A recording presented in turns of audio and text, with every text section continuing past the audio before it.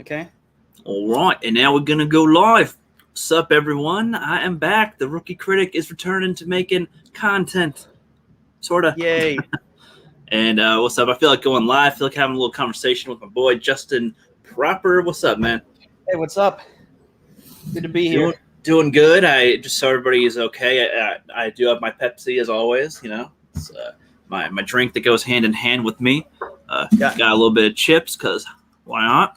You know. Oh yeah, just having everything all ready. Mm-hmm. Yeah, that's what you do when you stream, right? You eat and drink. No. Oh yeah, except for Angus saying it's fake news. Mm-hmm.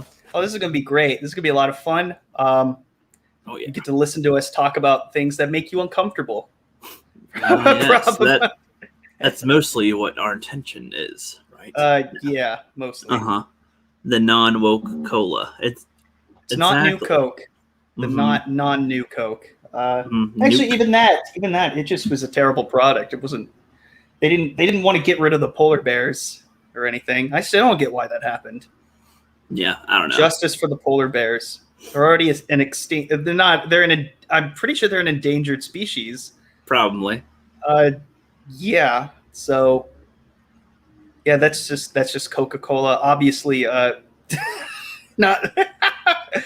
We can make whatever insinuations we want. Speaking of Coca-Cola, you and I just wanted to have a little conversation with some stuff, just talking about some things. There's been, the new Lord of the Rings cast was announced a while back, and I think they're going to have some different stuff going on in there, different racial people for it, and it sparks conversation. Certain racial people. Yeah.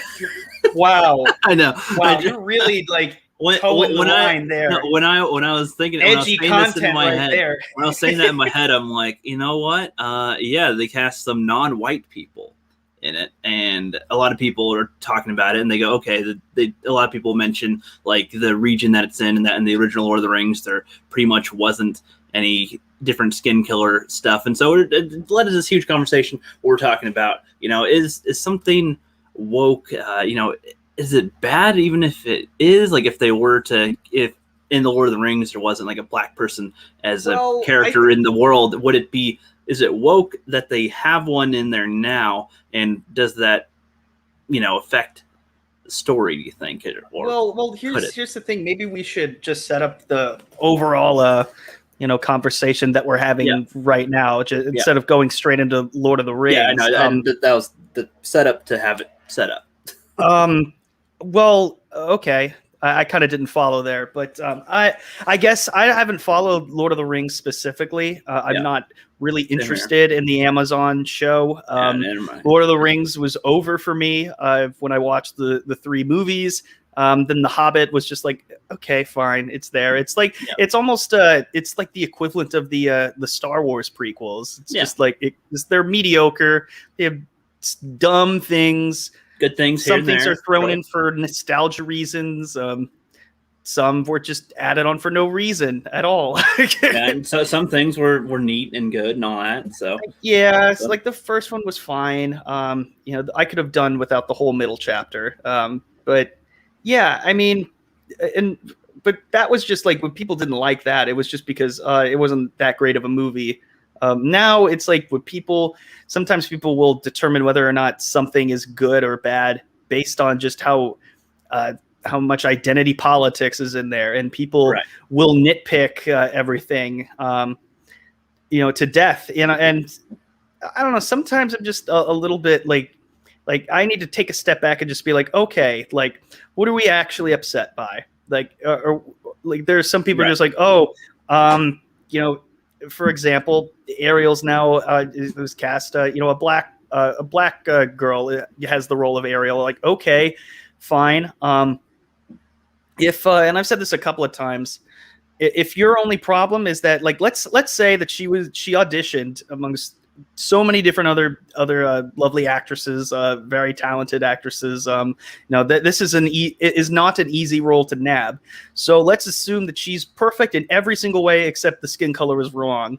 Like according to the cartoon, if that's your only problem is the skin color, I think that says a little bit more about you than it does anyone else. Because Yeah, what we're kind of getting at, like it just becomes because identity politics plays such a thing in a lot of films lately. We don't know half the time. Most of us will say that we want something that's just good or entertaining or something, but then it will sometimes be hung up on the skin color part a little bit, and it's just kind of like, well, wait, hold on, are we getting a little like a little distracted by something that's not as important Keep here? going. I'm gonna because be like AFK because for a like second. because like you're saying, the casting for Ariel, going back to that, if the person can sing well, I think would probably be one of the bigger parts to it, because that's a big part of the role, is that it's a singing type of character, kind of bubbly or something. So if they could pretty much nail the character, would that be fine? I mean, that's pretty much what I think most of us would want to see, with the part being done well. And then as well as like with Lord of the Rings and everything, like, I think that they can make characters work in there, regardless if it was for identity politics. Now, I understand focusing on identity politics is probably what they shouldn't be doing with a lot of the stuff, but they could still make something good. They could still make something good out of it. I wanted to use Fan Stick as another reference here, but I want to wait for Justin to get back. What was the reference you were going to make? Well, I was just listening. I was listening to everything. Yeah, I was saying, like, with Michael B. Jordan being cast as the Human Torch, with that, at the beginning, I think some people were like, "Oh no, it's not a good example." They're supposed to be like white twins or something, or brother and sister. And yeah, they're supposed to be siblings. Siblings, right? So who was cast as the Invisible Lady? I forget their names. I don't remember who the girl was. Yeah, Jessica Alba was in the older one with Chris Evans, and they were siblings. So right, but then they're saying in the new one, with having Michael B. Jordan as the Human Torch and everything, some people had some issue with that a little bit. But what I was trying to say is that the movie was shit, but I didn't mind the casting. I didn't mind the casting. And that's another thing that will boggle my mind, is people will use the identity politics as a scapegoat for their arguments, and that this is they started this mess. It's just like, look, we're just sitting here as fans. When we say like this is crap, normally people would just be like, okay, they didn't like the movie for whatever reason, XYZ, the plot sucked, someone was miscast, or for whatever reason, maybe the movie's just not for you. Maybe it's just not your thing.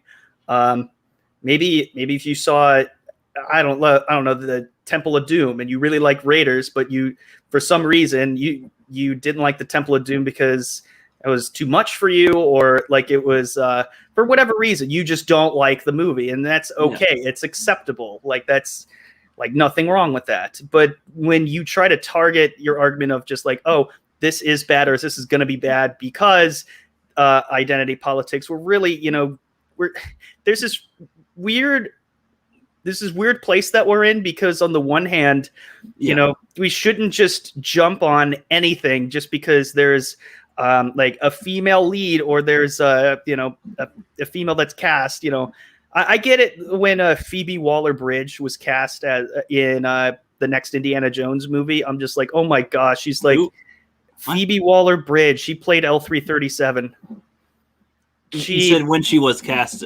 You mean in Indiana Jones? She's going to be in the next one. Oh, you're talking about soon. And when you said was cast, yeah, you meant like in past tense, like the movie already happened. I'm like, what? Oh no, she was just cast. So just recently cast. Yeah, so. When I look at that, it's not like, oh, it's because, she's a female or something, where I'd be like, oh, I'm kind of hesitant. It's like, no, she played L3. She kind of hangs around the SJW crowd and stuff. Yeah. And it's also from Lucasfilm. And we know how this goes.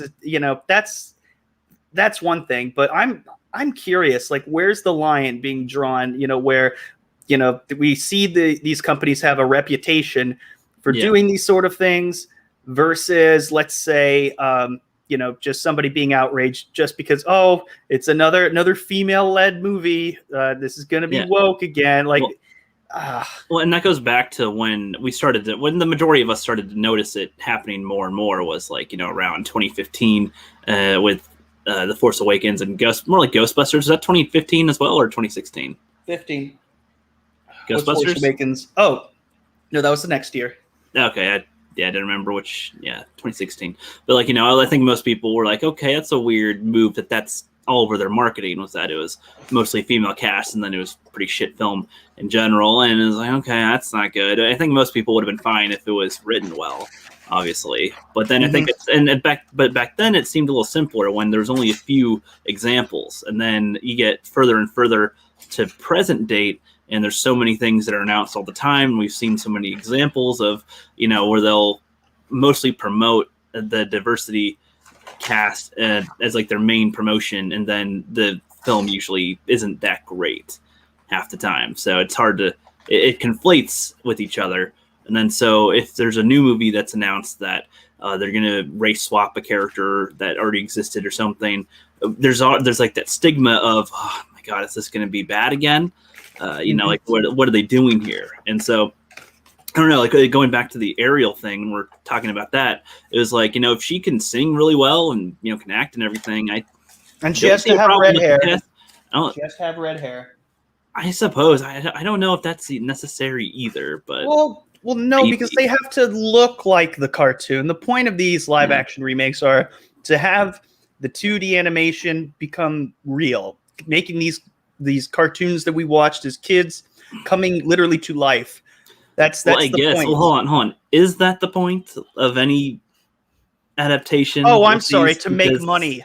No. I guess what I'm getting at is like I just see it as an adaptation, regardless of from 2D to this. Like if I don't see it as being that different from if you adapted from a book or from a comic or from whatever. You don't have to. You don't have to pretty much copy the thing and make it into life. Right. But I mean, if anything, that makes it more pointless to me. Is to when you make it when it's a cartoon that's like adapted to live action. One, I don't think that needs to ever happen. But if it does, I don't think it needs to be so similar. But I don't know. That's it's kind of a tough one because I don't think there's that many good examples of one. Wow, Michael actually agrees with something I said. Oh, really? I wonder which part. But no, you're right, man. And I think another thing that is kind of that's complicated, I guess, is I've heard people even complain about just standalone movies that aren't from a pre-existing anything being made, and they're like, oh, it's like a female whatever. You type in literally female spy movie 2021, the movie will come up because that's all it's known as, which sucks. But I don't think anybody back in the 70s were saying, Charlie's Angels was like, oh, that's the female spy show. Like, it was Charlie's Angels. They could have said it's the show with spies. With the hot ladies. That are hot chicks. Right. The show with the hot chicks that wasn't Baywatch. I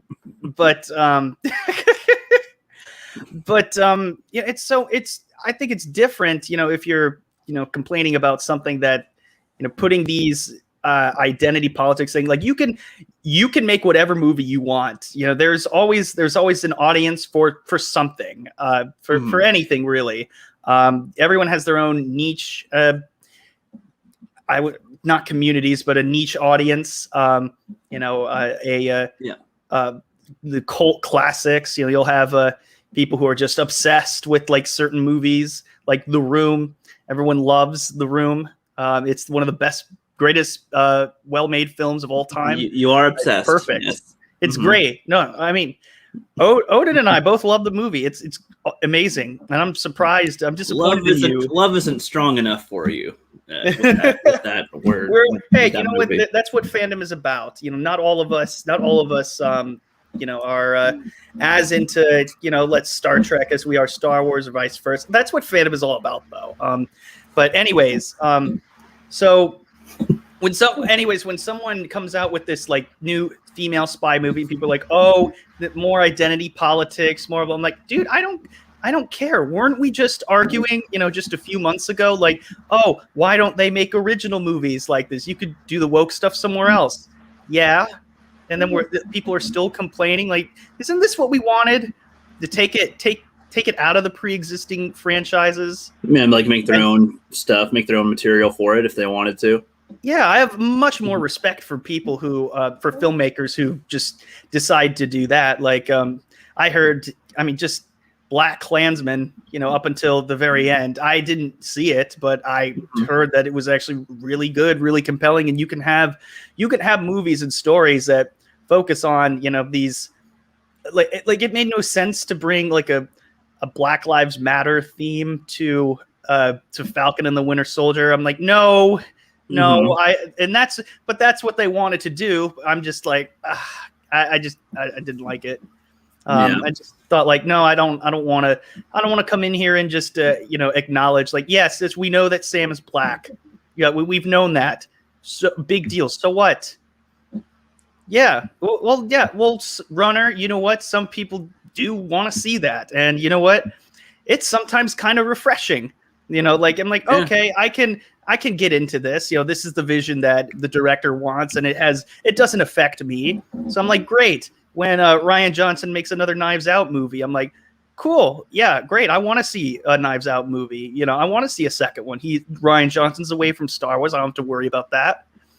So like when he made Knives Out, like I don't care about it, don't care to see it, but I mean, it's not anybody else's product, right? That was his own thing, right? Yeah, pretty much. He wrote a mystery movie. Good for him. Like I don't care.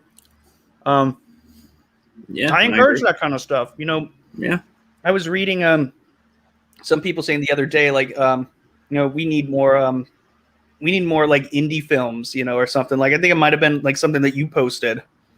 I don't think I did. Well, I don't know if I did, but I mean, there's plenty of indie films that exist. It's just nobody knows about them, and I don't even know that much about them. Honestly, they're not advertised very well. Like I have no idea what out there is what or what's. I wouldn't have known about the Army of the Dead until somebody was saying, "Oh, it's the new Zack Snyder movie," which is like, is he really a household name right now? Is it just because like? Yeah. I'm just like, what the heck? Yeah, I don't get it. I don't understand it. But I don't want to watch it. Like that's okay. No interest to watch it.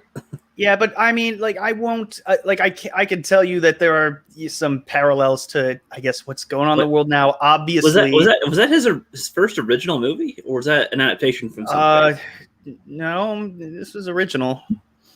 Okay, I'll give him props on that. If it is original, I don't know, because so far he's mostly. Wait a minute, who's the writer? He's mostly adapted stuff, right? Yeah. So that'd be if that was his own first original one. I mean.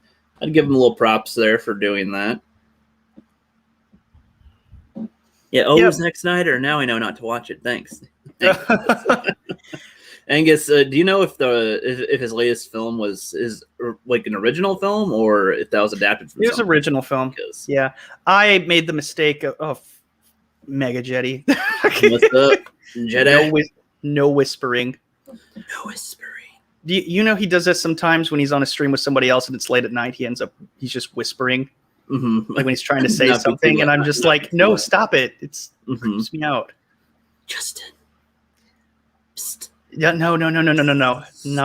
It's giving me flashbacks. Yeah, Sucker Punch and Army of the Dead are his original movies. Okay, well, that's good. All right, good for him on that. Yeah. And I guess going back to what we were saying earlier, I'm kind of torn. Like, at what point has it just become clear? Like, okay, this is a clear like case of this is just a movie about virtue signaling, or like sometimes is it like where do we just focus on that, and where do we just step back and just be like, you know what, this is just a movie. It's its own thing. So what if there are things like politically that just bother us? Having to think about identity politics all the time when I'm watching my movies now. Now that's unfortunately that's in my head now, and I hate it. Yeah. Our innocence of it is gone. Yeah. Sometimes I just want to watch a movie. Like imagine if. There were 4 original Karate Kid movies. There was, part 1, 2, and 3 with Ralph Macchio. Then there was the one with Hilary Swank that came out a few years after. That's Right. another good example. Like, imagine if that came out today. We just had these amazing Karate Kid movies, and they were awesome. And then we had this one. It's like, oh, now they replaced Daniel with a female. Boo! But you see, Boo! It's gone woke. I wouldn't even say that that's woke though, because they're not saying that Daniel doesn't exist. No, and let me just finish, because they're not saying that Daniel doesn't exist, or they're not saying that she's better than him. It's just he's taking on another student, a crappy character of a student, but still. Yeah. But if you watch like the trailer, it's kind of, it could be marketed. It could be marketed kind of woke, I imagine. Mm-hmm. You thought that only boys do karate? Psh, move aside, because now it's time for the girls to kick ass, boom, or something. And it's like, oh, okay. Even though that theme isn't in the movie at all. Of course. Yeah, Angus says, apparently Army of the Dead is an anti-wall movie. Watching it and reflecting on this intent, he really missed the mark, given it makes me pro-wall. He's saying Zach was like commenting or saying that it's a how is it an anti-wall movie? It's not. It is so not. And if it is, it's done terribly.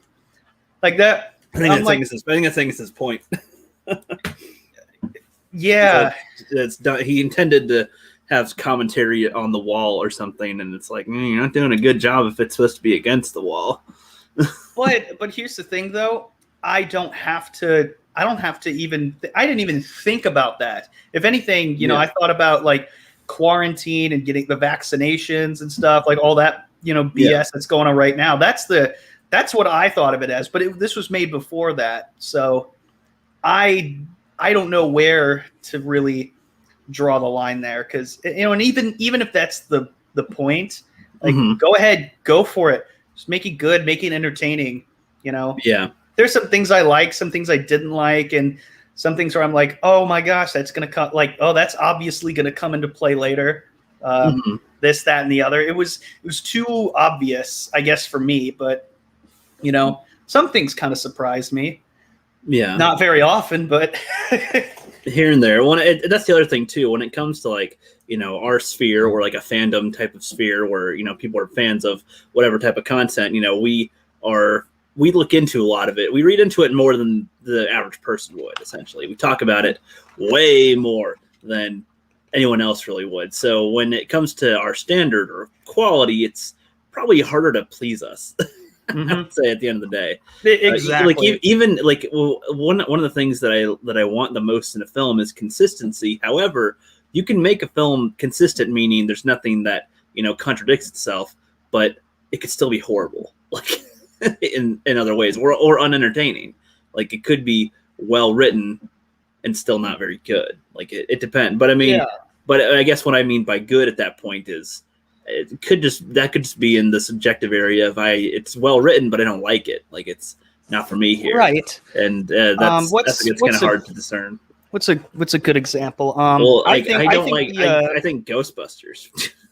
Well, of course, the 2016 Ghostbusters. No, I'm talking about the OG Ghostbusters. How dare you?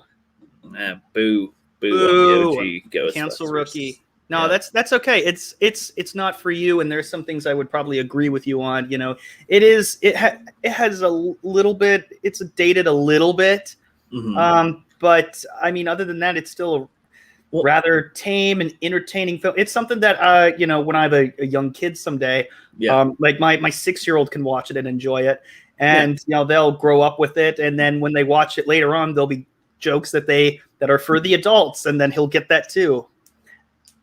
Yeah.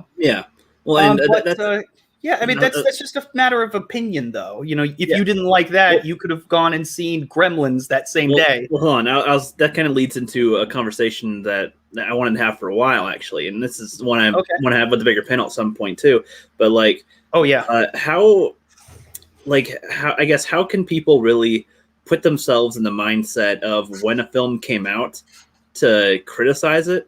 Like, like when I watch Jaws, like everybody's like, you gotta, or Alien, like you gotta put yourself in the mindset of when it came out because of all these things that didn't happen yet. But I'm like, I don't know how far I can go with that, because I did, like, you know, also, like, if a film came out during World War II, like, I assume that the people watching it they desire something different, and therefore it's like implanted as good. Like, I feel like at some point, They're I revolutionary. don't know how I can put myself in the shoes of people that existed before my time and go, okay, I'm watching it from this perspective. Like, I don't know how far I can go sometimes. Like, that's the thing. You can't. I mean, it's impossible to. You can have conversations with people and learn from, you know, an audience who grew up, you know, we're like young in the 70s and how they saw Star Wars for the first time. But most of us have already, you know, we were already young as is. Yeah. So we have the same universal sort of feeling. But there are movies that are naturally timeless. Back to the Future, but just by being in a certain period of time, you know, you already have that is given to you. You don't have to think about what it's like to live in 1985. Mm-hmm. It's there. It's right in front of you. You know, you get to see it, and you get to see the difference between the kid who's, you know, going through this time period now and, you know, to when his parents grew up. It's like a whole culture shock. So, there are some movies that are just naturally going to be timeless, and it's impossible sometimes to look at a movie like that objectively. I think if anything, you could watch it as like, this came out in the 40s, and just understand this is as close as you're going to get. Understand the time that when it came out, what other movies were out then, what came before, what is to come. So let's say, for example, this is not a movie that people like to bring up, but Birth of a Nation, incredibly racist film if you've seen it. But that's not why it's praised. It's praised for the film techniques that were unique to the time. It's like, this is the first time at the time, wasn't there mostly like pictures moving around, and then that was like one of the first better formatted video, essentially. Formatted films of like, this is the story structure, beginning, middle, end, you know. And it was just it was great in terms of storytelling, what the story, you know, wanted, what they wanted to tell. It's absolutely incredible for 1915. And like, and you know, with those kind of films though, it's very hard for us who were born in the late 20th century. We're late to the game. All right. A good 100 years late. Seriously. So when we see, I think we're the best to determine what movies are going to stand the test of time, not the people who saw it at the time, the people who come after. What's taught to us. Also, and one of the main tests that I give to an older film that came out in the earlier part of the 20th century, like before, like 1950, let's say, if that movie is still watchable, like, it's because we're so spoiled with all these, you know, special effects for films and having things actually look realistic, and you know, even with the 80s, everything was, you know, mostly practical. You know, we're impressed by the technology, what they were able to do at the time. If it's still watchable, then it, you know, that shows that can at least still has some sort of impact. There's something there. I can't quite put the words. I can't come up with the words yet, but like, there's an impact of some kind. An impression. It's doing something right, and especially at the time when no one had seen anything like that before. Like, the first motion picture that they ever showed was literally a train coming at the screen, and people are like, ah! So like, they're not looking at it like that's a movie. That's a screen. Yeah. No one has seen that before. So. Yeah, so when audiences, like, I don't blame audiences who saw The Exorcist and they were like physically ill, they were freaking out. I'm like, now I just look at it, I'm like, that movie's hilarious. It's a silly ghost movie. You know, a little girl who's possessed, you know, says is just roasting the poor guy who's trying to conduct The Exorcist. But well, that's actually a good point. That Jesus, Angus. I know. But I was gonna say, like, that goes into a good point with how film used to be watched as to how it's watched now. Like, it all started. They were just happy that films existed. Well, I mean, the fact like they would be only in certain locations at certain times that you'd be able to watch a film at all, and then at some point there's more locations and more times available, more options and things to watch. Sure.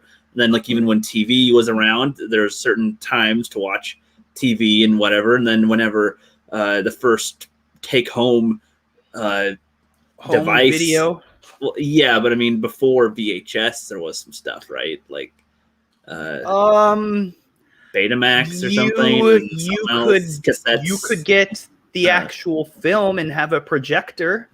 Right, and I don't know how common that was, but like point being I don't know. Point being that was, you know, that's changing the experience of watching the film, and it's like, I don't know. You think of different things, like if we were, like if you were in space or something, and you only have 10 things to watch, like, I don't know how well the quality comes to play, or if your critique kind of changes, and then at the end of the day, this is what I kind of ran myself into a circle with this type of thought process. And I'm like, I don't know about, you know, judging a movie that came out 50 years ago, and I'm only 27, and then think about what is different in technology now and all the different types of movies that have come out and that I've seen before I saw that movie from back then. And it's like, at the end of the day, it doesn't matter how it's critiqued. And then I'm just like, I just went in a circle of like, I don't know anymore. well, here's the thing, that there are valid arguments on both sides, you know, but one is appreciating what it was. And you can only, you know, I know we didn't live in the 80s, but just knowing at the very least, what we could do is understand the films that were coming out, the ones that came before. We don't even have to see them all. God forbid, like we have to play 50 years of catch up with all these. If we could, if we added up all the runtime, if we had all the films, time, like I don't think we could. We kind of waste our life. We kind of waste our lives if we did. Right? In a seriously, and I mean, I guess that the only way you could really do that is like if you're, you know, a kid and you're at home, you already did your homework, you're bored, and you want to watch a bunch of movies. Like, it's easy now. You can do that all day and night. True. Just create a kid to specifically just have them watch movies all day. Forever. That poor kid wouldn't have a life. I don't know. I'm saying that would be a weird movie, right? To have like these parents like, we're gonna make our kid watch every film possible, and just, you know, sits him down. He's like 2 years old. They start, and you know, and then boom, he's just constantly sitting and watching TV, not doing anything. Just, you know, he's provided for, but he can't do nothing. Can't think about nothing else. Just watching it. That would be awful. That's not. That would be awful. You wouldn't. I know. Right. It's like the kid wouldn't even be able to experience the movies, because what would he have to compare to anything, like to life, right, or to his own self, or relate or anything? And if you started them from the beginning, they'd be like, you know, they'd have a whole different perspective about how. Like that's why like if I'm ever blessed to have kids someday, I would try to have them watch, you know, older movies if they're interested in that. If you start off with everything right away, like I guess you know, it's hard for us. Like we know what it's like to have seen Harry Potter on screen for the first time, or at least I saw the first one. You know, we were, you know, I don't know if you saw Lord of the Rings right away. I don't think I did. But later on, but you still remember just like this. I saw that in theaters as like a kindergartner. Like my mind was blown. I didn't know what the heck was going on most of the time, but I'm just like, this is awesome. And but I wasn't really intrigued with the fights or anything. I was like, oh, that's cool. There's stuff happening. Yay. But I was more interested in like, okay, who's the main character? Like everyone's like, what are the characters going through? What's going to happen to them? That's something I look into, and kind of reeling it back into the whole, you know, diversity thing. You know, it's kind of taking away that the fun of seeing a movie. If you can't, like a lesson that I learned watching Knives Out was, at first I was just all like, I'm predetermined to hate this movie. It's gonna suck. It's gonna be predictable. Blah blah blah. whole negative mindset, already in there. Like, I'm gonna hate this movie. And then at a certain point, like when I was going to get popcorn and a drink, I'm just like, you know what? I'm just gonna buy my popcorn and soda, and I'm just gonna sit down and I'm just gonna enjoy a movie. Forget Ryan Johnson. Like, I'm gonna put that aside. Like, I'm just gonna watch a movie, and hopefully it entertains me. Mm-hmm. And that's something that a lot of people, can't really get past sometimes. And when everyone's just going into a movie just like predetermined to hate it, like, why would you waste your time going to watch that movie unless you have to review it? But for everyone else, why would you go and watch this movie if you know that you're not going to like it going into it? Unless it's like you are predetermined to hate. I mean, you could be predetermined to hate Jaws and look how fake it is, and you won't have it's so much more fun to watch it and just be like, oh my gosh, there's this shark. That scene was really good. The chemistry between the three guys on the boat is really entertaining. Just not getting yourself immersed in the film. Not all films do that, but yeah. If you at least try to get in the mindset of of some films, it's a lot. You tend to be happier and have a lot more fun doing it. It's no fun to look at like, oh, there's a whole category of Black Lives Matter movies on Netflix, which I thought was weird. Strange. But then I watched one of them. It was called See You Yesterday. And it was a time travel film. It's a time travel film that actually Michael J. Fox cameos in it. So it's kind of like a tip of the hat, yeah, that little nod of like, even then was like kind of like a little like nod of approval. Like this is going to be a fun time travel movie. And yes, there are identity politics like thrown around it. The whole idea is that these two kids, it's like a mostly black cast. So they're in New York, and because this kid travels back in time and then meddles with time, and you know how that works. There's a ripple effect, and then it causes her older brother it has an effect, and her older brother gets shot and killed by a police officer because he's mistaken for somebody who robbed a store not too long ago. They go and then it goes from there. So it's not really about like the police brutality point. It's just like, oh my gosh, this caused my brother to get killed. Me intervening in time, right? Caused all this. So it's really not. It's centered around this, but it's like I'm more focused on the characters because I want to see them be okay because they're kids. These are young actors. They might be. I don't even think they were 18 at the time. So like these are young kids, and I'm actually caring for these kids. If I just went in there and just like, oh, it's just an anti-cop movie. Like, no, you're missing the point. And it's not, even going into a pre-existing franchise. Whereas if that was the case, like if this were Back to the Future Part 4, I would be fucking pissed. I'd be like, no, no, this is not. Has nothing to do with it. You are using Back to the Future by name only and nothing else, just to get a few more bucks in. Whereas they actually took the time, made this movie, had their own rules. It made sense. I'm like, and I almost, after watching it, I like typed up a Word document thinking like, wouldn't this be a kind of just almost as a joke? Like, wouldn't this be a fun video to make? It would be titled like, how to make good woke movies. And one of the rules I put was make it digestible for white people, just as a joke. Like, but it has some sort of truth to it. Cause like really what that means is just like a general audience. Like if this is like this movie, like if like Tyler Perry has movies, but it's like called a black comedy. I'm just like, well, that's fine, but it's just like I don't want to just have like movies that are just targeted towards a certain demographic.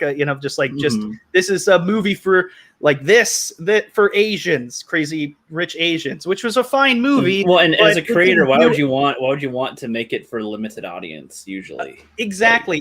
Like you can have the cast be whatever you want, the story whatever you want. but don't make it exclusive. Make it so like somebody else can come in and understand your message. The message at the end of See You Yesterday, I'm not going to spoil it, but the message made sense to me at the very end, because there's an abrupt ending, and I'm just like, what the hell? But I'm like, that's for a reason. I'm like, and it took me a while to think about it. I'm like, huh, interesting. So these kind of movies should exist. They can exist. But if that's the first thing that you think about, and again, this goes back to, always having identity politics in films being shoved in your face. It starts out with the ones that are in the franchises that you love. And that's something I can't sign off on. I also don't like it when marketing tricks you into thinking one character is going to be the lead when it turns out to be another. Force Awakens. Right. Yeah, good point. I thought it was going to be Finn's story, but no. Like the new Predator that's coming out, their marketing so far has been it's going to be a chick now instead of a dude, essentially. Okay. And that's been their marketing for it so far, and it's like that's the whole marketing. I think well, so far, that's the majority as far as I can tell. But I mean, that's the thing. It's like if they were to come out and say, "Hey, we're making a new Predator film. It's going to be about this type of story, and it, follows this girl doing whatever." Like, I think that'd be fine. But like when it starts as it's going to be rebooted as a new chick that's going to kick some ass or something, it's like, okay, like, and where's the interesting? They have 4 of them. What do they call? They're calling this one Skulls. What the new Predator? I don't know. What the heck? Yeah, I don't know. I don't know. I don't know what Predator movie you're talking about. Because you haven't heard about there being a new reboot. I'm not reading anything on that. There's announcements about it recently. Okay. Oh, okay. No, it's just not called Predator. Okay, yeah, I don't know what they're calling it because they're calling it Skulls for some reason. I don't get it. That's like they're making the same mistake as they did with Prometheus, an Alien. Yeah, I didn't know that was supposed to be an Alien movie. Yeah, that actually kind of disappointed me about it. I would have been more for it if it was like an original Alien type of movie, and when I say Alien, I mean like an extraterrestrial that isn't a xenomorph, I guess, right, or anything like that. I actually hate the name Alien for that freaking movie because when I type up Alien something on Google, it usually thinks I mean that movie when I'm talking about alien life that isn't on Earth. Like, fuck, really? Like, he should have just called it Xenomorphs or something. I don't know. Well, that's something different. What, they're going to change the name of a very marketable film just for your inconvenience 20 years later? Well, in general, it's just annoying. Like, what if they made a film called Grocery Store? If you're typing up something to look and somehow that comes up or first Clerks. all the time. Clerks, I have that problem. It's like, can there be a little different? Like, when you type up Battlefront, usually the new ones come up now instead of the old ones. It's very annoying to have similar titles on things that are popularly searched. Yeah, well, that's why you have to put in, like, the year. Sometimes you don't know the year, or it'll be like Alien movie. And then it's like, okay, you're talking about the movie, Well, it's like when I say alien movies, I could just be referring to alien genre in general. Oh, okay. It'll say no. It'll come up with the Alien franchise, and it's like you have to rephrase it as like movies with aliens. Yes, like, something like that. Well, I was just looking for a couple days ago. Actually, I was looking for. What were some of the earliest Alien movies? And then it's like, oh, the 70s or the 80s, or whatever, when it came up with. And I'm like, no, I don't know any of the names from any of the movies before because I haven't seen them. So I'm trying to find out, like, what was the first Alien movie? It's like, oh, it was directed by Ridley Scott. And it's like, no, it isn't. the fucking or if you try to type in extraterrestrials, it'll come up with E.T. It's like, no. Yeah, and I'm like, God, I'm trying the before time of films, that area. Yeah, well, it's very easy. You just have to rephrase it. But yeah, I think they come from outer space. I think that was like one of the first. I think. I don't know. There's I don't know. There was one with this big dude who was like a robot. I don't remember. It'll probably come to mind eventually, but yeah, I don't quite remember. There's a ton of different movies that featured aliens, especially in the '60s, or even before that. Science fiction was always, that genre that was like, it was fun. It could be creative. Actually, some of the most creative, albeit unconventional films, featured this kind of a science fiction element. But we've gone way past whatever point we were trying to make earlier. I don't even know that was kind of that was expected to happen pretty much. Yes, it would just open up new topics. Thank you, Michael. Yeah. I mean, yeah. I have nothing else to really add on to that.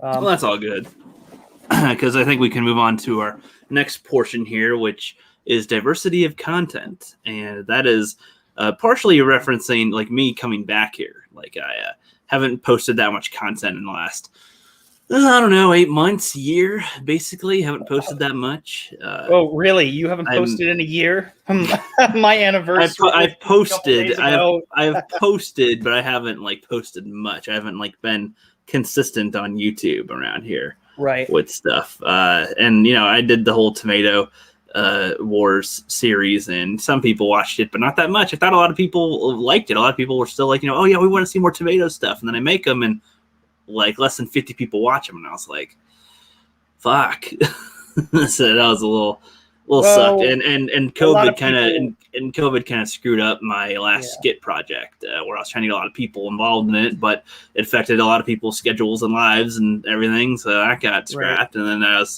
it wasn't able to really get back up from there. But I'm back enough. I've learned a way to kind of divvy out some of my creativity here and there, so that's good. That's all good. Have you seen my last two little 1 minute shorts? No, I'll be honest. Well, you're about to, because they're very bad. Okay. Wait, we're gonna watch them right now? Yes. Okay. They're less than 2 minutes. They're less than a minute each, basically. Okay, cool.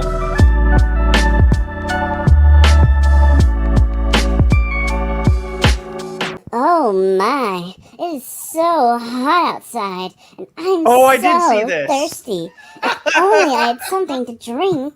Hey there, girl. How would you like some water? That would be lovely. Nah. You don't want none of that bland shit. How about a cup of coffee? Is that a moose jaw? Water is good for you. Yep. Drink some water. Coffee brings excitement. Drink some coffee. Have a cup of water. Have a cup of coffee. Water. Coffee. Water. Coffee. Water. Coffee. Water. Coffee. Water. Water. Coffee. Water. Coffee. Water. Coffee. Water. Coffee. Water. Oh yeah, now that's the stuff. Come on and join me, boys. Bitch! That was pretty great. Thank you. Yes. That took like less than half an hour it took 15 minutes to write, about an hour and 10 minutes to film, and then like another hour to edit. You just did this in like an afternoon. Pretty much, which I was like, okay, I could do some little short thingies here and there, but I'll try to make ones that are a little more thought out in the future. But I thought having some goofy ones here and there that don't take that much thought could be fun. I played country music over space. That just seems wrong. Ew! Look at those nasty tomatoes. Someone should squish M&M them. cookies? Did you hear something? Yep. Only the sound of diabetes generators. Shut up, tomato! Bitch!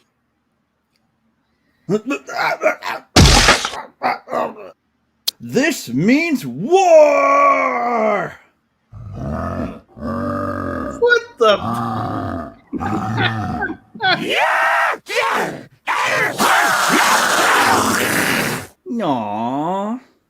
Wanna be friends? Yep. And that's it. It's just the tomato just amputated that part of the injured the cookie. Yep. And they're like, well, okay, that's fine. We're friends now. Yep. Whatever. Yep. Okay. The heck. Yeah, my gosh. Well, that's funny, but that leads that's a whole other thing. A diversity of content. So you have to be more specific on what you're talking about. Yeah, well, I guess we had this discussion. So yeah. Look, I think I can speak for Rookie as well when we say like we're not going to diss on anybody for making the kind of content that they do.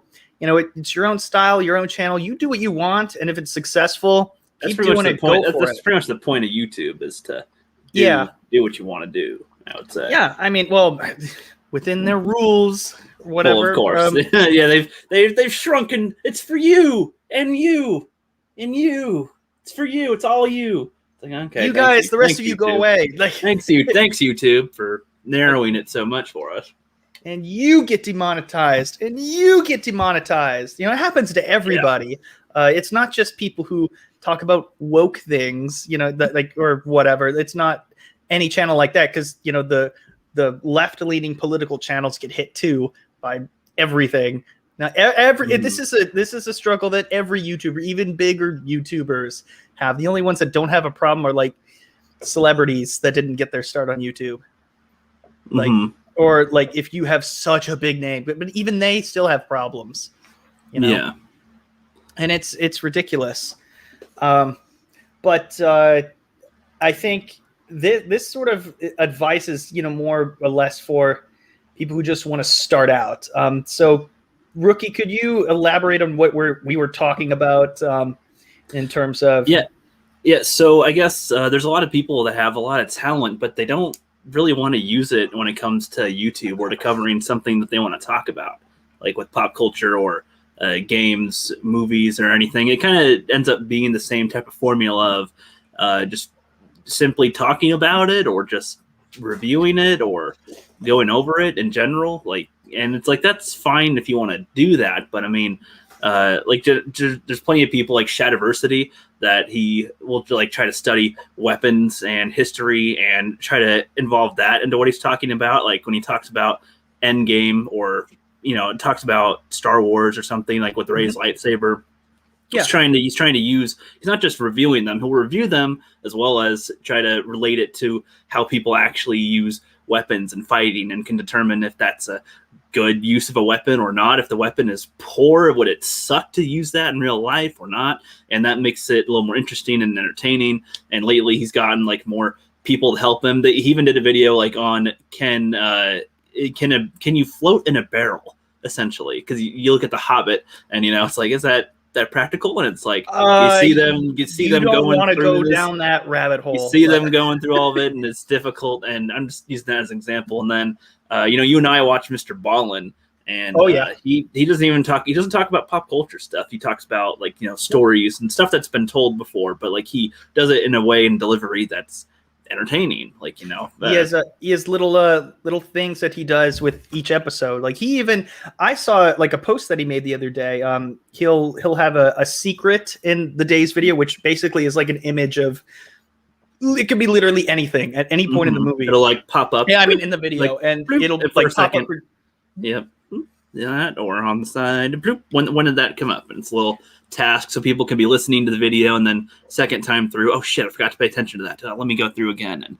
And they say, and he says, give us the timestamp to when you saw it, and we'll pin the comment. It's interactive too, but most people within the first several hours, I don't see anything getting pinned. Because no one's paying attention to that. We're listening to the way that he tells, a story. And it's it can be spooky, it could be really just crazy, it could be violent, it can be uplifting sometimes. It's just the strange, dark, and mysterious is pretty. And he even has more pop culture things that he has talked about, but it's based on real stories. He covered 127 hours. Yeah, the guy got his arm stuck in the boulder, and he talked about something else in that same episode. These are just cool. It's just their own style. Now, the problem that I have is that one of the things that I think Jeremy did good on, Geeks and Gamers. One of the things that I appreciated, when I was first starting to watch is, it got to a point where I think, I don't know how or when he said it, but I guess some people were just like, hey, I kind of want to do this too. This might be fun. And he said, like, you know what? It's just as simple as pointing a camera at your face, or just getting a camera and just hitting record and just say your mind, like say your piece, say what you want. That's really a way to get. First off, that works well for Jeremy. It may not work for everybody else. Let's say me, for example, I can't just do that. I can't do it in one take and be magical like that. Like that doesn't work. Eventually you hear me ramble on and on. You think it's magical? No. It is. It really is to keep everybody, like having remembering everything that you want to point out, everything that you have written down or something, or your initial reactions, and having it flow and having it make sense. Even doing like the stupid little things that makes you do, like subscribe, all that bullshit. I might even put that, like, if I ever start making videos again, I'll just put that at the beginning, like, subscribe, all that crap. All right, let's move on. You hear it from everybody. I think people would like that too. Anyway, you're like, I'll move on with this crap. Yeah, I actually used to put that at the end of my videos when I first started. I was like, share, subscribe, comment, all that crap. If you hated it, make sure you dislike it. Don't share it. Don't do that. And it's like, it's really dumb because of the way that I made it sound. But I was like, it's interaction or not, but whatever. Yeah, exactly. Yeah, and sometimes it's just, people are just, they tune out just like, oh, it's the same YouTube stuff. This is something that we have to do now because YouTube makes us do that. So that's when, as from a viewer's perspective, when they're like, not like saying like, hey guys, how you doing today? Like, they're like, get out, like, come on, I don't want to hear that same formulaic crap. Just being like, just getting straight to the point is just a lot better, but it's sometimes doing that works, and these channels get millions of views from that kind of stuff. Well, so I was gonna works use, for you. I was going to use another example of Downward Thrust. He usually does video game reviews, and he isn't. I don't know if people like his main videos, but they get a lot of views on there. But then he went on EFAP for like 100 and was talking about how he got depressed doing the algorithm game in a way, and then made some videos that he wanted to make for fun, and it showcases talent. And he made like funny skit with it, and the whole point was like to cook a meal for like characters that would walk into his bar or something, or walk into his restaurant. And he was like making a meal for Sauron, making a meal for Geralt, making a meal for Kratos, and stuff like that. And like, what would they want to eat? And based on the video game, does a little bit of review and talk about it. Kind of makes it funny. And then he does this great professional looking style cooking video of what he's using, and making it look all flashy and cool. And it's like, damn, that looks good, makes you hungry, makes you want to eat that. You're learning a little bit about it, and he is passionate for it. Like, and those don't get as many views, but they're damn good. Like, damn good videos. Yeah, and that's something else that is kind of it annoys me a little bit, is that the way that YouTube is set up, it doesn't really once something kind of hits, you have to roll with that, and you have to have your content consistent. Otherwise, people will, they won't keep watching because they want the same kind of, once you present a certain type of video, they want the same thing again, because this is what you provide. It's like any movie series. It's like, we want Star Wars to be Star Wars. We want Indiana Jones to just be Indiana Jones. James Bond to be James Bond. We want the rookie critic to still be the rookie critic the whole time. But that doesn't always work, because sometimes, because there are people like behind these accounts, these people who make these videos. Sometimes it's, there's a company doing like stupid, like Watch Mojo does their top whatever lists, and Top they 10, crank out. Oh my top god! 10 things you missed, and they're generic, Blade. and oh my Blade. goodness! Yeah. But you know what? It's fine if you're just wanting to just passively go through YouTube or something. Like it's great for normies, and and they have their own like little like, I guess they have an audience. Mostly it's just people clicking on it and then leaving. But Usually, I think, well, that's how it should be as well. The problem is with a lot of people in our corner of the internet, aside from the bigger channels, I don't see a lot of smaller channels, getting their own audience. They have a certain subsection of an already established fan base that's here to stay. And it's just like, it's not reaching anywhere else. And so when people don't do the same thing as the bigger YouTubers, which is, a lot of it is pointing a camera at their face. They talk about an article or something, or whatever it might be. They might be talking about something that just came out. They're doing a review or something. It just depends what it is. But it doesn't really reward people who try to do something else. Like you were saying, like the reason why people, and I'm going to be honest here, a lot of the big reason why there was a lot of people who were interested in the tomato movies that you made, the Rookie's Quest, is because you involved a lot of people and they were willing to watch.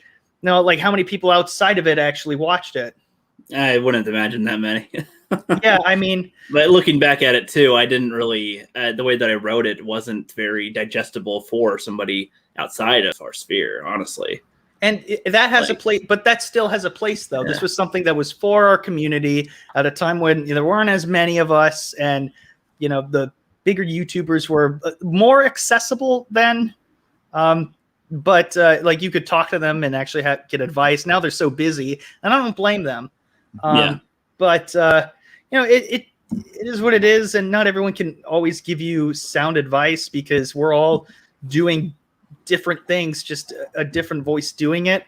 Yeah. But so I guess again, because I don't want to I'm not dishing on I'm not like trying to be a dick to anyone, saying like there's no specific person that I'm talking about here. This is a general issue that I think is actually more important than what we were talking about earlier. Yeah, that even goes on in the gaming sphere where people do let's plays, and if you were to find the unique ones in that type of sphere, that's kind of tough to say. That kind of I don't know. I want to know where to start. I got an example for you.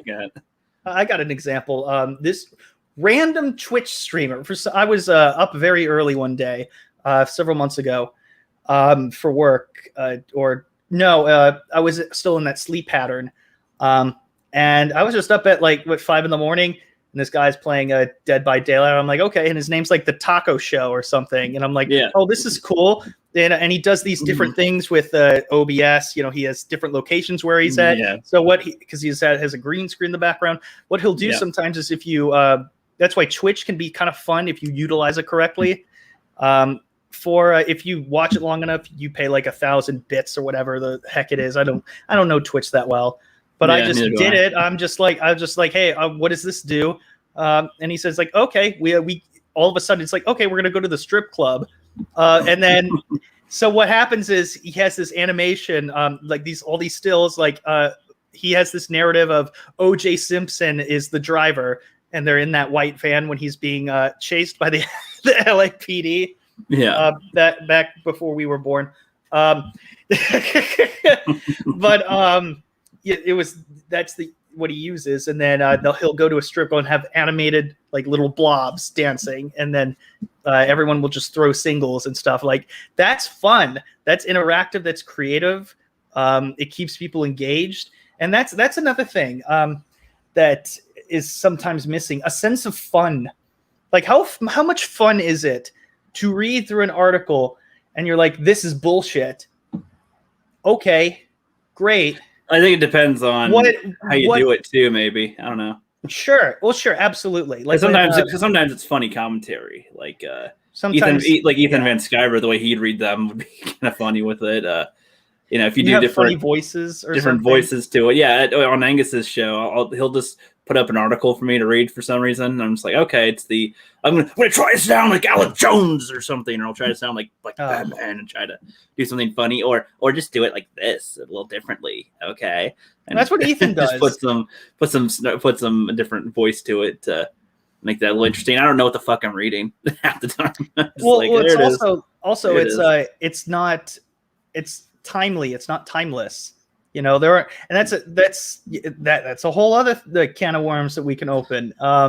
You know, a lot of videos, like how many videos are we to look at from our past and be like, oh yeah, that was a great video, or that was really funny. But objectively speaking, well, I don't know. That's a more difficult thing to get content like that. I mean, even if I were to look at my own library of stuff, I'd say maybe 10 videos are worth, you know, looking at in the future, pretty much. That would have some type of staying power.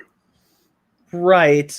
I mean, for example, like if it's, well, first off, if it's something that you can rewatch and like you as a viewer will find funny, like even though it's the shit you made and you're proud of it, like that's a little different. But yeah, like I can honestly watch my grandparents react to Cecil talking about the Wizard of Oz, and my grandparents reacted to it. I'm just like, this is so funny. Like Cecil's just so, you know, vulgar and absurd, talking about Wizard of Oz. I'm like, why don't I have my grandparents react to this? Because yeah, they watch this movie. There are generations of, you know, it could be like elders, like it's sort of like a Fine Brothers kind of idea of, you know, like they have these all these videos called like elders react or kids react to this. Different people, different ages, different periods of time they grew up with. But I just thought this would be it'd be cool to see this. And I was very excited about it. Something like that, or like me jumping out of a plane, like that's infinitely more like that was relatable. Yeah, that was something. I said, yeah, that was something. Yeah, but even that, it's like that blows whatever stupid movie review I did out of the water. Yeah, just because. Yeah, and I understand everyone has to start somewhere. So if you're going off the base of, you know, yeah, point a camera at your face and start talking and, you know, say your piece, you know, as long the passion will be there as long as you can emphasize it enough. But not everyone can do what Jeremy can do. So if that doesn't work out for you, find a different way to do it, and so on and so forth. Like again, like the car video thing, a lot of people did those just because I guess some people wanted like just views or something and they gave up. I'm like, well, don't just stop there. If you really want to do this, like everyone's going to do a car video. Everyone's going to, you know, read some article, blah, blah, blah. This might be a rumor, blah, blah, blah. You know, that it's, you know, that's a way to start. But, you know, whether you develop, you know, an old, like one of those, you know, it's like a live stream kind of channel or whatever your spin is on it, just do that. And it's going to take a while to find it. I still haven't really found it.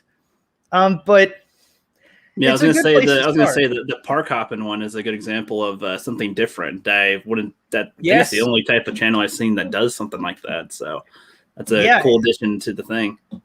Yeah, and absolutely. The story you showed me with yours that had like with the spoons or with the silverware or something at a theme park that was unique, and then they stopped selling them or something, so they became more valuable and had whatever story. Like I would not expect something like that to come out of theme parks. Yeah, they just stole a bunch of silverware. I'm like, this is a funny like story. Like this happened, but you know that video did all right. It was definitely some people were like, oh, this isn't like this has so many jump cuts. It's like Philip DeFranco or something like that. Jeremy always made fun of me for that. But yes, it's like doing a bunch of jump cuts. Like I say one sentence, like every other sentence is a cut. Well, have you ever heard me talk, dude? You ever heard me talk? Did you this whole stream? Thank you, Waiting for Nerdrotic. I appreciate it. But even that is like, when I do I find some of the craziest shit just randomly. Like that's something. That's, again, not the go-to, necessarily, but something that's fun for you to do. Kind of like the Red Gaze looks at Walmart ones. Lorena does like the Florida ones. Those Welcome are to Florida. Those are interesting, weird stories, and I'm surprised how many things can come out of Florida alone when it comes to that stuff. So and there are some stories that are just so perfect. Like somebody bought what they thought was Aladdin's actual genie lamp for almost 6 figures. They bought it for. Wonder how much they rubbed it. It was very dusty, and it legitimately did look like it would be like a prop in the movie. It looked like Aladdin's lamp from the cartoon, and you could sell that for a few $1,000. Like, it'd just be like, hey, this is a lamp. I'm just going to call it Aladdin's lamp because it looks exactly like it. But he advertised it as a real genie lamp, and then somebody fell for it. Like, my gosh. But real quick, getting back on topic with it, there's another channel, a really small one called He Who Laughs, and he made I think he's only made a couple videos. I hope he's doing all right now, but he made one on The Force Awakens, which everybody's talked about Star Wars and everything, but I love the way that he did it because he did his best to do. He's called He Who Laughs, and he did his very best to do like a Heath Ledger's Joker talking about it. So he's doing Joker, and he's got makeup on and everything to look like the Heath Ledger's Joker, and he's talking about Star Wars, and he's doing his best to like do an impression of that, like as if the Joker is talking about Star Wars here, and like doing a whole history thing, and that was very unique to watch, very entertaining. Well, it was like a little skit with it, a character covering content essentially like that, and that was interesting. And then there's another example of creativity here. So like Masako X, he worked on the Dragon Ball Abridged stuff, and he voiced Goku on there. I don't know if you watch any of that stuff, but he also has his own channel, and he does lots of what if type of videos, and those got really popular. And eventually he ended up making his own little series with it where he got people to draw some panels, got people to voice some characters, and he usually does voices, his own voices all the time. He's pretty much a voice actor as well by now, and he was able to make his own original content out of Dragon Ball content, and like makes it very unique, very entertaining. Sometimes creates his own characters in there, and like he's done freaking fantastic with that stuff. And right now he's even doing another one of his own called Revelation F, which is like a audio series where again he gets people to voice stuff, and this one's less on the visuals, more on the story of the voice. But like that's a cool type of content to see, and it's like, if there's more that could do that with different genres, that'd be interesting to see with the talent there. No, get out, Jamie. I don't know. Jasmine. Okay. Jamine. Jamine. Oh my gosh! It said Jamine. I was like, Jenny has a thing for Aunt Jemima. I was like, who? That's what he meant. Yes. I was like, who? No wonder he's so into maple syrup. Yes, that explains it, Mega Jetty. While he whispers sweet nothing. I'd rather rub Jasmine. Stop. Justin, psst, psst. I'd rather rub Jasmine. Oh man, yeah, and see, no one planned this. This just happened. Yep. Mega Jetty, I'm messing with you. You're a good guy, but sometimes it's Justin. Well, sometimes it's very easy. You just like I don't know, like it. You're okay. I don't hate you. Mm-hmm. No, Mega Jetty's he's an all right guy. I can vouch for his character. He's never been disingenuous or anything, and he's been in the game just as long as we have. So, this is another reason why I think when we're talking about the diversity of content, that one thing that we haven't really, we might have touched on it. I think I might have a little bit ago, but I can't stress, how important it is to at least like try to do something else. If you can, if you want to, if you enjoy doing, ultimately, if you enjoy the way you're doing everything and you're happy and you like it, let's say you have another job outside of, YouTube and this is just for fun. Okay, that's awesome. There is literally a place for everyone on YouTube, unless you say the wrong things or they don't like you. I guess it goes to, if you have like a talent or you have something that you're passionate about, but you're showing it. I think it'd be cool to maybe try to work that in with whatever you're talking about. Like if you're good with music, if you're good with doing something else. If you've seen that channel Shiny FX, he's doing animations, and he's like doing Star Wars animations, and looks like it's getting. I don't know exactly if he's working on a big project right now, but I'm gonna try to look into him a little bit more. But that seems kind of cool. Looks like he's trying to do something a little different, utilizing the talent that he has to make something. There is He Who Laughs. There's just like with my whole channel, I wanted to start. The whole reason I'm doing my stuff at all is mostly to learn more about film as I go. And if I can learn different techniques or learn how to, if anything, by now I need to just start watching films that I haven't seen, so I can, see things that have been done and, learn more from that. Because by now, I can only do so much, I suppose. Yeah, and gaining experience. Basically, this is like a learning experience for you, as a filmmaker. You are utilizing this for something, and I know a lot of people will, a lot of the bigger channels just at this point, they do this mostly. Most of them do it for a living, and it's their source of income. I would say, what they're doing is fine. All right, you do your thing. I'll pop in sometimes. I'll just see, what's going on. If it's a topic that I don't care about, like I'm not gonna watch it. Because I don't care about it. Like I don't care what happens about, The Expanse. I've never really heard of it. I mean, except from people talking, I know nothing about it. So I heard it was, except that it's so amazing, and how many shows yeah, just like you have to watch this and that. But one of the things I want to get to is, if you're trying, and this is coming from a Jeremy parody account, formerly,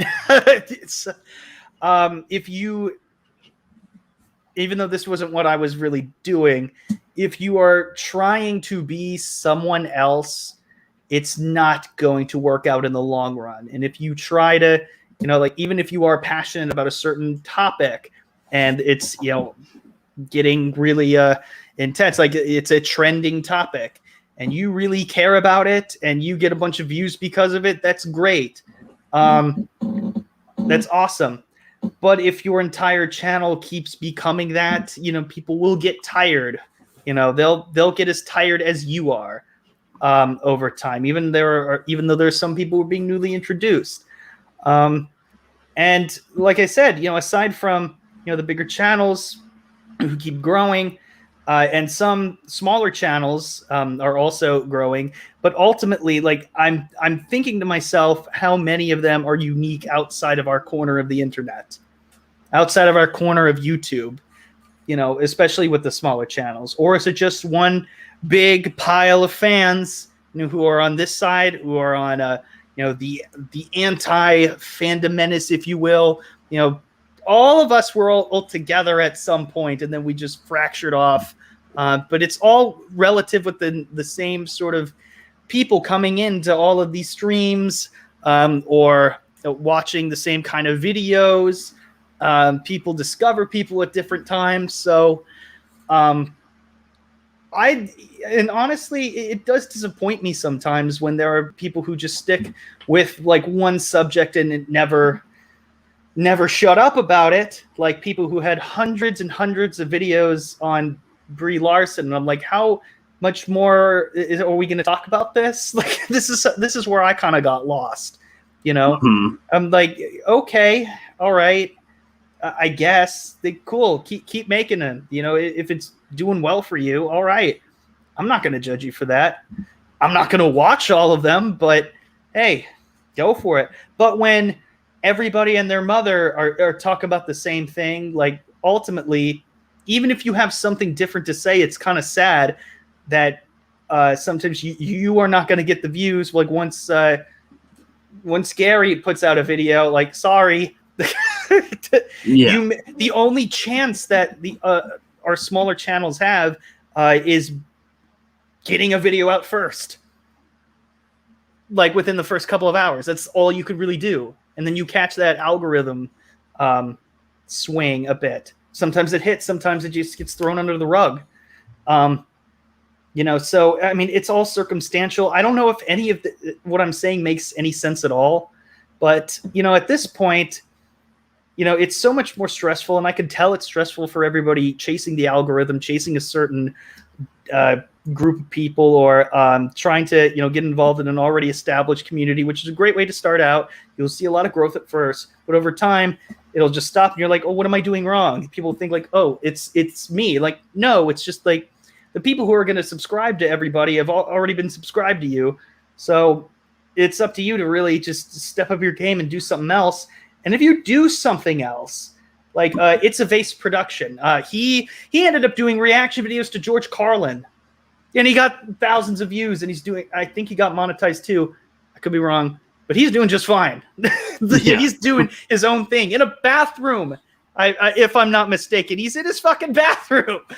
Anyone can fucking do this anywhere. The way that I'd put it is to do what you want to do while understanding the algorithm, so that you can, you know, whatever you're searching for, whatever topic you're doing, Right. it doesn't have to be the most topical thing. It can be, you know, like I did a couple videos on 2 movies that nobody knows about, and you know, well, 3 of them really, and they have like over 3,000 views right now, and they're not popular, and they're not ever in anybody's mind. They're not, you know, Deep in the Valley and Alien Planet. Nobody knows about these films, but those are like my highest viewed ones, and I think I tagged things properly and, you know, enticed it enough with the thumbnails for a while and everything that it got enough views on there. So it's like, just understand how to get attention to your stuff, but to still do your own unique stuff, essentially, so that you're not doing stuff you don't want to do. You're doing stuff you want to do, but if you're doing all that you can to try to get it noticed. It may work, may not work, or some may hit more than others, but and sometimes you just get lucky. And yeah, ride it as long as you can, but don't run it into the dirt, because then at that point you are going to fall under the trap of sacrificing your integrity and your reputation as being someone who is genuine with their thoughts, as to somebody who has to project, you know, like, I'm so mad at this, and like, do you even give a crap about this? Like, I don't even believe it sometimes. Yes, well, I understand if you exaggerate it and you tap into it, but sometimes it does come across disingenuous if it's something that, you know, people can tell if you are being real or not. And some people are very good at, you know, at expressing their opinions to a certain point and heightening them to make it more theatrical and entertaining. Like, do they really mean, you know, F this person? Not really. Like, but you know, they're very hyperbolic. Some people are very, very much are, and that is their style. That's cool, but it won't work for smaller channels who are just starting out, because there's already like people who are doing that. So unless you could do it better or do it in a different way, I don't know, man. It's just, you know, we have to be careful about like this kind of thing. I don't know. I feel like I talked enough. Yeah, that's all right. I was gonna say, I went on like 8 something- 5-minute monologues. something that we've talked about before was that, like, you know, it kind of sucks the way that like Hollywood is right now, with how unoriginal it tends to be, or you know, and so, but it's like, we understand where it is, like, you know, they're trying to reboot The Predator as, you know, female lead and stuff, and it's like, that's just kind of expected now. Like, I almost expect everything to get that treatment, and I feel like it'll be kind of treated as a phase where everything's getting redone, and then at some point things will kind of be back on to a smoother track of some kind, more originality at some point, and different types of movies coming out that are well thought out. But I think that just depends on our time right now. Will Gentry was saying that Paul Joseph Watson makes some hilarious and timeless videos if you like satirical based stuff. Plus, he's from my home city, so he's obviously badass. Societal. I'm not wearing my glasses, so my bad. My eyesight shucks when I read things from far away now. Mega Jetty says, Jenny called. She says she wants her proper back. Tell her I said hi. Mm-hmm. I haven't seen her in a long time. Oh, yes. What's up, Mongo? Thanks for joining us, man. Glad to see you. Ancient One says, one day, the Rookie Critic, once you end a live stream for the day, we should raid another live stream with the hashtag the Rookie Critic Raid. Rookie Raid. The Rookie Raid. The Rookie Raiders. The Rookie Raiders. I like that. It'd be a good football team, the Rookie Raiders. There you go. Yeah. I ruined it. I ruined it. Oh, yes. Let's see. What's up? Variety is the spice of life. Yeah, exactly. And so, we're just saying, if you have something that you're talented at, but you're not showing it on some of your stuff, I mean, maybe it'd be cool to mix it. I like Mongo's stuff as well because he has, huge knowledge on kaiju stuff. And he has, little action figures, and he knows a lot of the history, and he's just so chill about it. And even on Twitter, he'll post stuff with actual lizards and animals that he comes across with. And it's definitely different. Exactly. Yeah, that's unfortunate though. Sometimes YouTube is not. How would you say? It doesn't favor. Sometimes it doesn't always favor originality. It doesn't always favor that, and I agree. But experimentation with your own channel. Or it just depends what you do, because sometimes channels can be a little dormant and then come back for whatever reason. It's unpredictable. Is it largely the ultimately it should be the people's choice, but if the people are not seeing it, why is that? I don't know. I mean, that's why I'm for there being competition for YouTube, so that one, there's other places where you can post stuff and hopefully get it seen too. Because hopefully YouTube would improve itself to be more favorable to the users and audience. But, we'll see. Odyssey seems to be that main competitor at the moment, but I don't know. I haven't heard much about it. Nobody talks about it. I don't see that many people post their videos on Twitter from Odyssey, so I have no idea how well it's being received right now. Yeah, and that's the thing. People are too afraid to jump ship. And it's I think it's okay to post on both, but most people will, when you're looking for something for video, you'll usually look on YouTube, right? I don't even know if there's that many. I don't even know if there's that many results on Odyssey right now. Though I think it'll grow in time. But I don't know. I feel like it'll be like MySpace, but after Facebook. What? Some people might know of it and use it on occasion, but it's in the context that it's after. Facebook exists, and now here's MySpace. And it's Facebook still being the popular one is what I'm getting at. And then the new one comes out, because I don't know a better example right now. I guess there were at some point. Or like Parler. With when that was out, I don't know if it's working again or not, but even if it is, that kind of goes to my point where most people are still going to be on Twitter, as to where some might be on Parler, sure, but the majority of people, when they're looking for stuff, will look to Twitter. Which that's kind of how it is. Kind of like with movies, most people will look to Hollywood because they've been around for over 100 years, and that's what they do. They're established, extremely established. Beats it. Yeah. I'll be right back. Okay. Will says, I saw $100 or euro question on Who Wants to Be a Millionaire today, and it was, what is the spice of life? The guy didn't know the answer. Well, I wonder what that answer truly would be, to be honest, about the spice of life. But waiting for Neurotic says, I disliked Bree's politics, not her personality.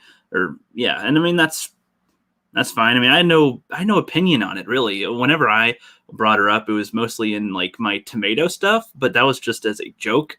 of, instead of praising, God or something, they praised her. And that was just a whole Rotten Tomato thingy.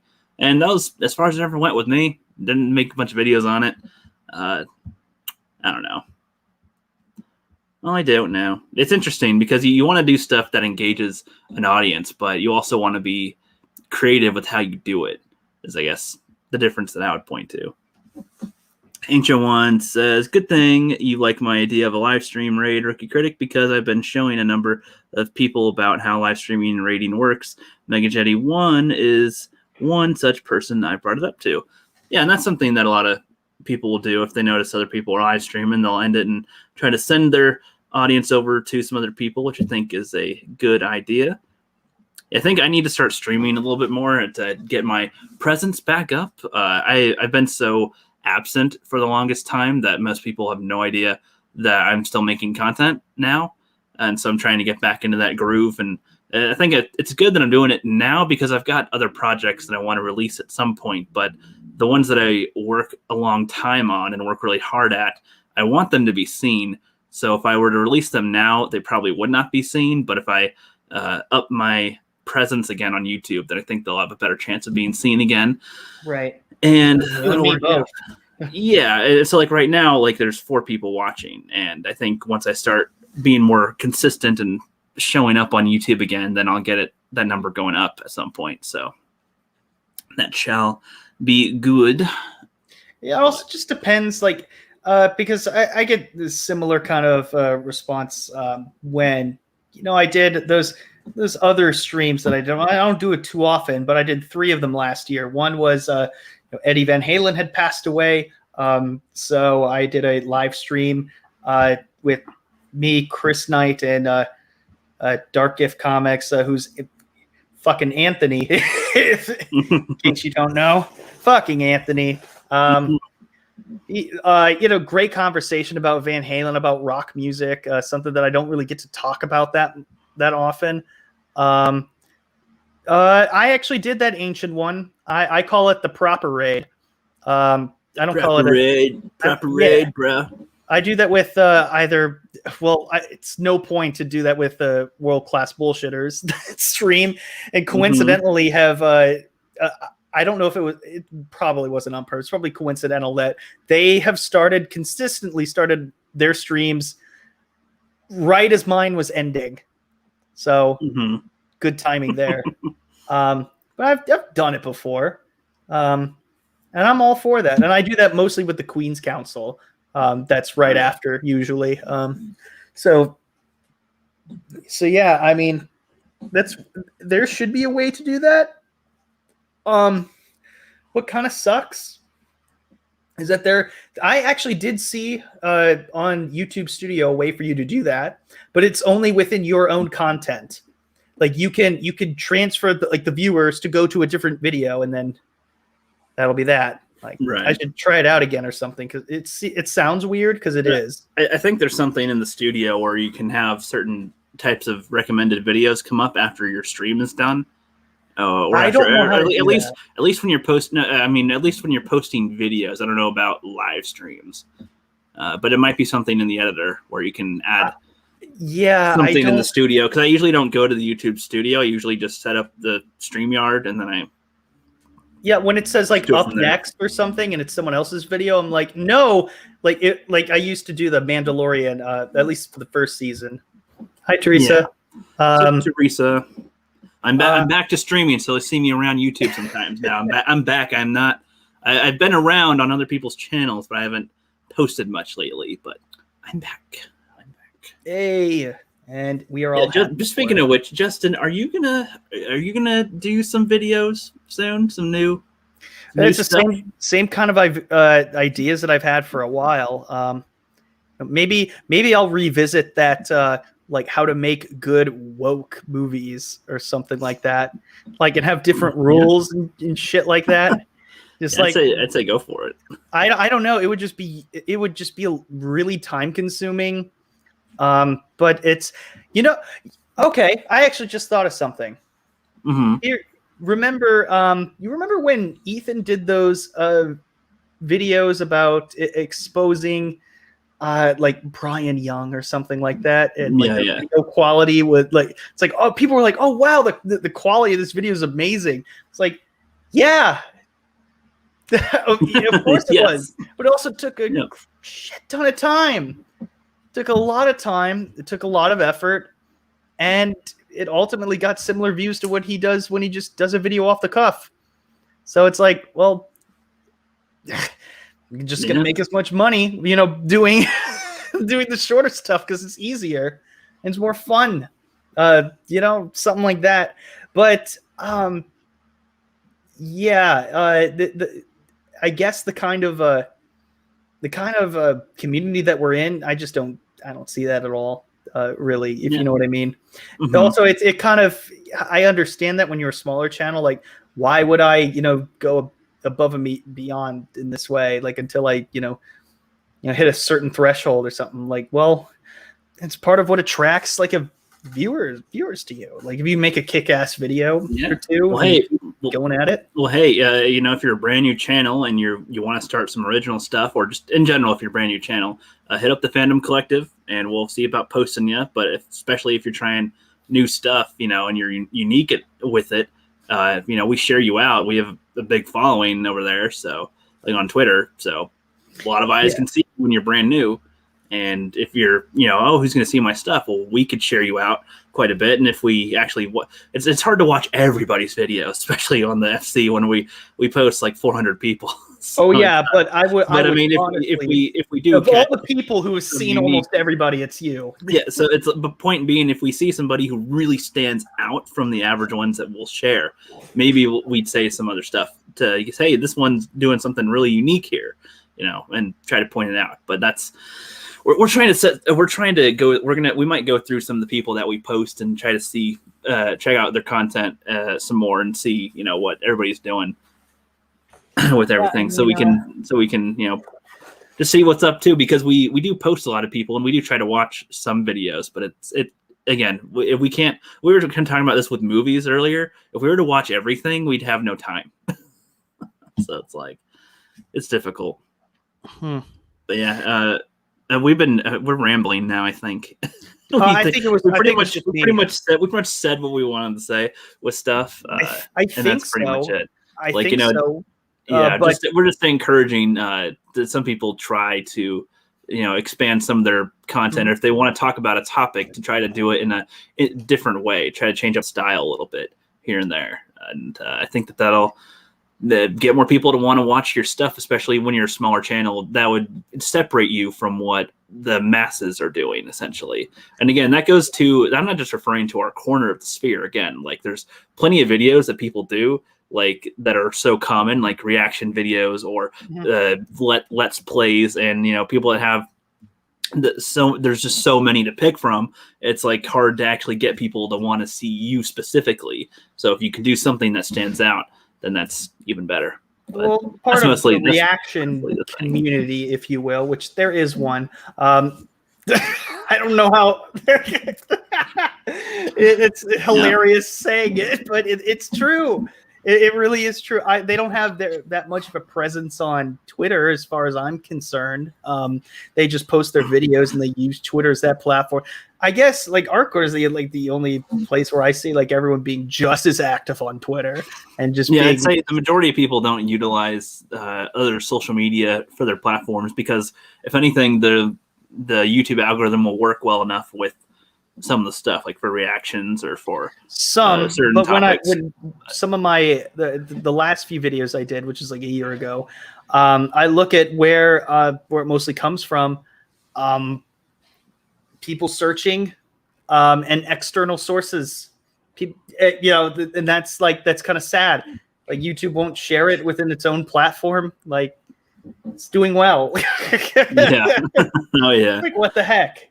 I'd still it's sometimes those those videos that are like genuine like hits, if you will. Sometimes they're the gifts that keep on giving. You don't even have to do anything, which is nice, but you shouldn't rely on it though. Like always continue to try to grow and try to do something different, because Lord knows we have enough people who are just pointing a camera at themselves, doing a video in one take, trying to be like some of the other big YouTubers, when really like that just doesn't work for everybody. And those kind of videos have their places, but at the end of the day, like, are you gonna do something that's for you and for anybody who wants to enjoy it and it's gonna make you happy? Or are you gonna try to chase the algorithm, pretend to be somebody else, pretend to be outraged of things that you're not even all that upset about or don't even care about, or pretend that you know about? Or are you just gonna be more genuine? Like, or are you gonna, like, would you prefer? Are you gonna chase them? Just kidding. What was that? I was gonna say.